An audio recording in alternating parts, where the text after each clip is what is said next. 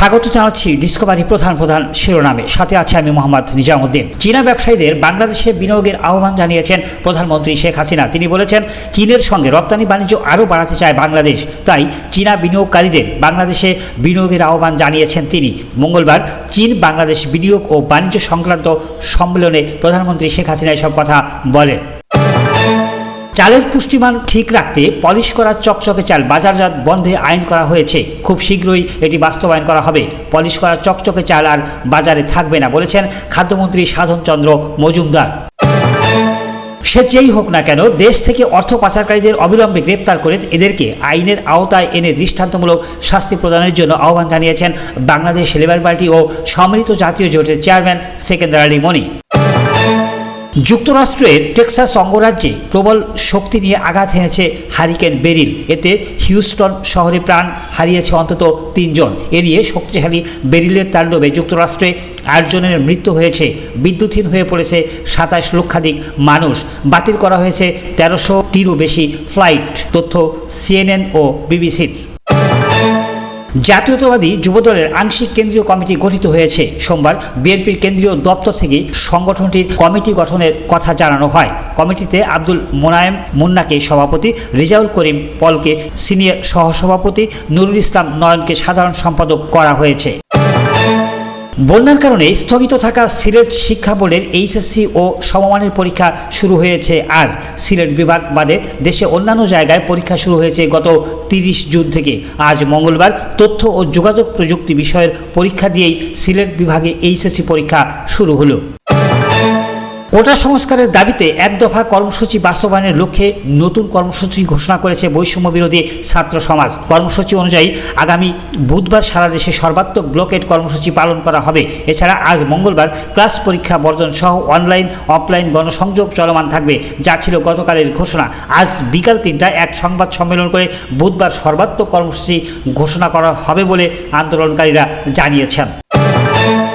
ভারতের উত্তর পূর্বাঞ্চলীয় রাজ্য আসামে বন্যায় গত প্রায় 1.5 মাসে নিহতের সংখ্যা মোট 85 জনে পৌঁছেছে। তাদের মধ্যে সোমবার মারা গেছেন 6 জন।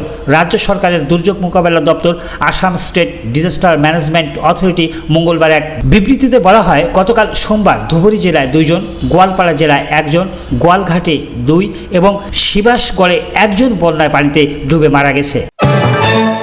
ভারী বর্ষণে বিপর্যস্ত হয়ে পড়েছে ভারতের পশ্চিমাঞ্চলীয় রাজ্য মহারাষ্ট্রের মুম্বাই। দুর্যোগপূর্ণ আবহাওয়ার কারণে সেখানে রেড অ্যালার্ট জারি করা হয়েছে।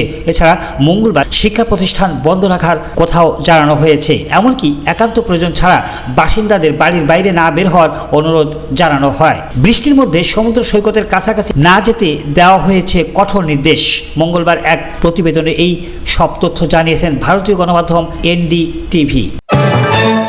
কুয়েতে নবনিযুক্ত বাংলাদেশের রাষ্ট্রদূত মেজর জেনারেল সৈয়দ তারেক হোসেন দায়িত্ব গ্রহণ করেছেন। গতকাল সোমবার দায়িত্ব গ্রহণের পর সকালে নবনিযুক্ত রাষ্ট্রদূত দূতাবাসের ঊর্ধ্বতন কর্মকর্তাদের সঙ্গে নিয়ে বঙ্গবন্ধু কর্নারে বঙ্গবন্ধুর প্রতিকৃতিতে পুষ্পস্তবক প্রদানের মাধ্যমে শ্রদ্ধা জ্ঞাপন করেন।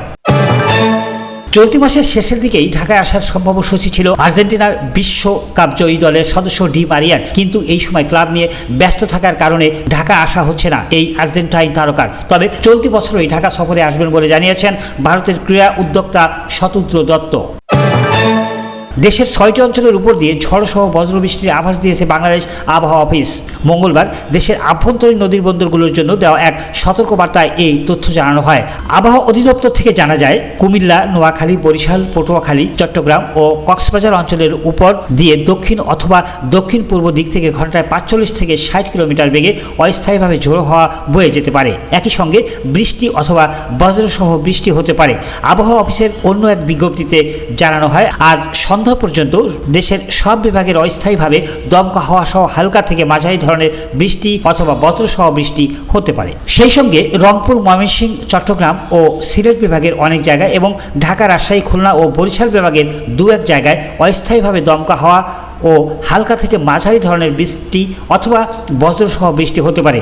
সেই সাথে রংপুর, ময়মনসিংহ, চট্টগ্রাম ও সিলেট বিভাগের কোথাও কোথাও মাঝারি ধরনের ভারী থেকে ভারী বর্ষণ হতে পারে। ধন্যবাদ সবাইকে সাথে থাকার জন্য।